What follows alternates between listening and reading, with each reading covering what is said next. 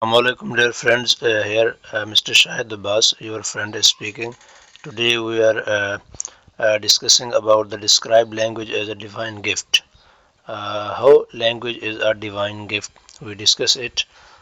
In most religions, it is believed that language is a God-given gift to human species. In Christianity, God gave Adam the kingdom of all animals in the Garden of Eden, and the first thing Adam did was to name these animals.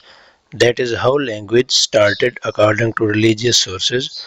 Today, people speak many different languages rather than only one language because ancient humans became too proud and they tried to build the Tower of Babel in order to reach God. So God punished them by separating their language. People tried to discover the original divine language which was spoken by our most ancient ancestors.